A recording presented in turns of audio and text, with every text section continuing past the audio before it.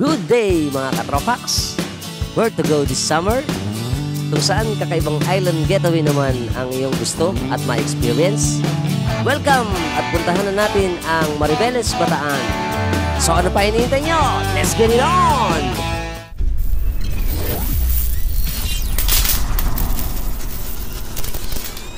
Isa sa sumisikat ngayon pagdating sa cool beach and island hopping experience ang probinsya ng Bataan, ang Lucky Beach at ang Five Fingers. 3 hours from Manila ang kailangan ibiyahe to Maribeles, Bataan.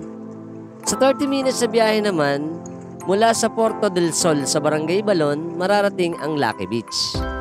Kapag napuntahan na ang cove na ito, ay maa-amaze sa ganda ng off-white pine sand at ang clear tortoise water dito. Maraming activities ang pwedeng gawin dito, gaya sa popular ngayon na Devil's Pool, na dahil sa hampas ng mga malaking alon ay nakapag-create ng napakagandang rock formation na may mga mini pool sa gilid ng mga mabatong dalampasigan malapit sa karagatan. Dito ay pwedeng babad at mag-swimming at syempre ang Instagrammable pictures dahil sa mala-enchanted na rock formation dito.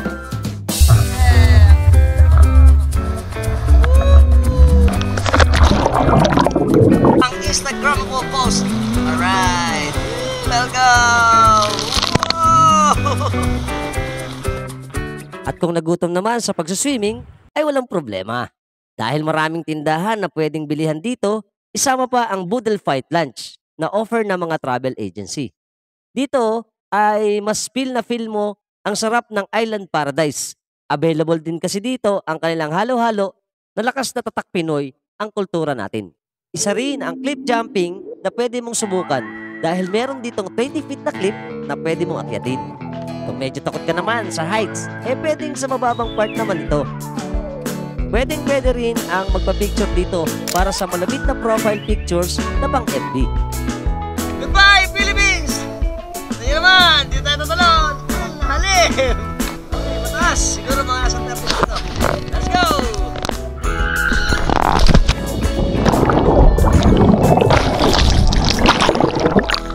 Yeah! Ang sarap! Hi! Pwede mo rin subukan ang kanilang crystal kayak na may price na 150 pesos per head at 250 pesos naman para sa crystal kayak na feeling mo na rin ay narating mo ang Boracay. At sa pagsapit ng gabi, available din dito ang tent para sa camping, para naman sa kakaibang island experience. Isa sa highlights nila dito ang fire dancing, kung saan breathtaking at amusing ang mga fire dancer, bago ang mahimbing na tulog na malapit sa dalampasigan. Next destination, Five Fingers Island Hopping Tour. 45 minutes to 1 hour depende sa lakas ng alon mula sa Lucky Beach at 30 minutes naman mula sa Puerto del Sol ng Maribeles. Ay available naman ang Island Hopping Tour. Pagbiyahe pa lang ng bangka ay sulit na agad dahil sa ganda ng West Philippine Sea. Kapag tinignan kasi natin sa mapa ang top or aerial view nito, ay makikita ang mga hugis daliri nito, kaya din to tinawag na Five Fingers. First stop, Nagbintana Arc Island. Dito makikita ang dalawang magagandang rock formation spot, ang Nagbintana Arc at ang Nagbintana Rock Formation o mas kilala sa Kryptonite Rock Formation. Naanimoy parang sa pelikulang Superman na ang kanyang formation ng mga bato. At isa din sa setting din ng seryeng Game of Thrones na may majestic rock formation ito. Pwede ngakyatin at i-experience ang ganda ng paligid, samahan pa ng pagsuswimming dito dahil sa kakaibang beach setup nito. Kailangan ding magbaon ng aqua shoes o tsinelas papunta naman sa Nagbintana Arc dahil sa mga sharp rock edges nito at maliliit na talaba o ang tinatawag nilang sisi. Ay siguradong masusulit na ang inyong island hopping tour. Next up, Tinanlacan Cove. 3 minutes lang mula sa Nagbintana Arc Island, matatagpuan naman ang Tinanlacan Cove, na the best syempre sa kagaya kong adrenaline junkies. Dahil dito naman, may experience ang pinagmamalaki nilang Tinanlacan Cliff Jumping Area na may taas na 40 feet. Kailangan lang umakyat sa gilid ng batuhan para marating ang ibabaw nito.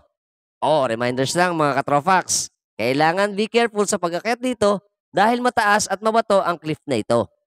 At kapag naakyat na ang ibabaw nito, ay talaga namang amazing ang experience. May mga tropax din tayo mag-a-assist sa atin para mabigay ng reminders bago tayo tumalon dito na ating mga tour guide. O pag first time ka tatalon, syempre nakakakaba ito sa first time. Pero pagka pangalawang ulit na, ay may enjoy mo na ito. Napakaganda rin ang scenery sa ibabaw nito dahil makikita mo ang kalakihan ng karagatan at ang mga landscape ng mga mountain. At syempre, hindi kumpleto ang punta mo rito kung hindi ka magsuswimming. Dahil napakalamig ng tubig dito at masarap itong kabanding ang mga katropax natin at pamilya dito sa Tinanlacan Cove. Oh yeah! Last stop, Apatot Bat Cave. 15 minutes na biyahe naman ang kailangang ibiyahe ng bangka ay matatagpuan ng Apatot Bat Cave. Isang nakaka-amaze naman na experience ang Apatot Bat Cave dahil sa lalim ng tubig dito. Medyo scary ang pagpasok dito dahil ang bukana ng kuweba ay madilim. Bat Cave lang ang tawag nila dito. Pero sa totoo lang, meron dito makikita na maliliit na ibon kung saan ang kanilang resting at nesting site. Sa gilid naman ng batuhan nito ay mag-enjoy mo ang pagsiswimming dahil sa ganda at lalim ng dagat dito. Teka. Mukhang palis na yung bangka natin. O paano kailangan natin lumangoy para makasakay sa bangka natin dahil may iwan tayo pabalik sa port? Nya!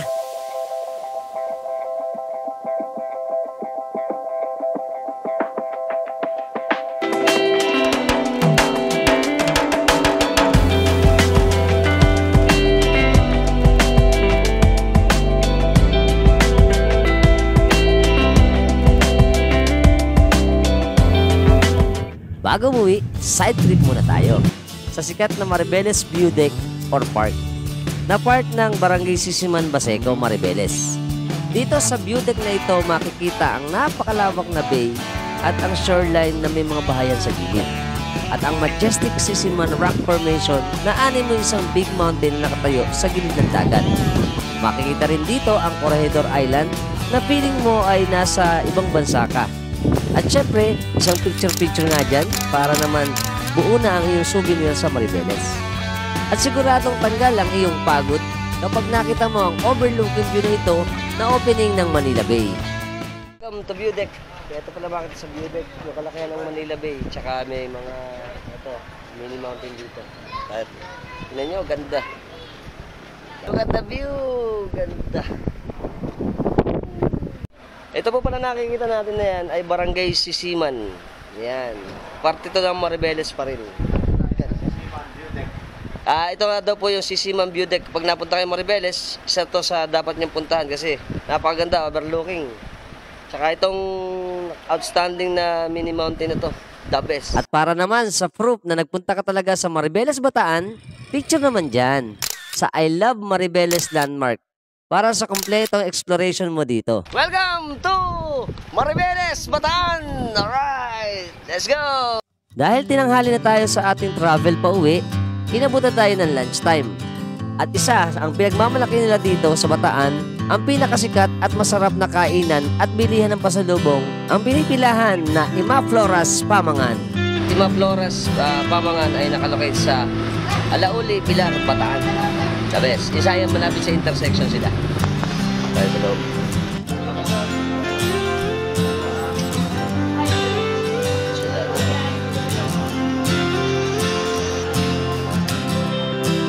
Labina yun.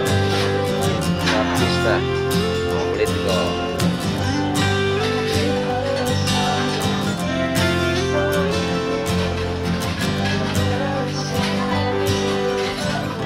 Dalang ano to. Ito all you can buffet. Wow, binaga. Pinadoongan. Yes. Ay, gamit.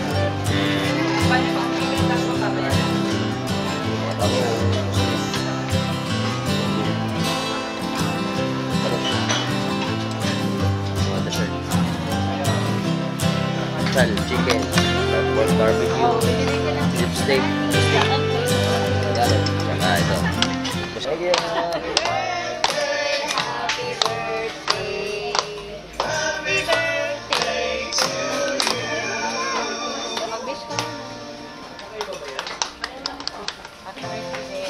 Yeah.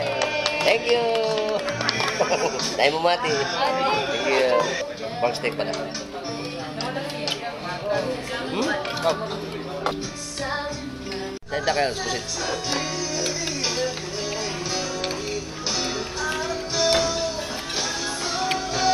Tapos ng cake natin. Ube, lechap lang daw ito. Wow.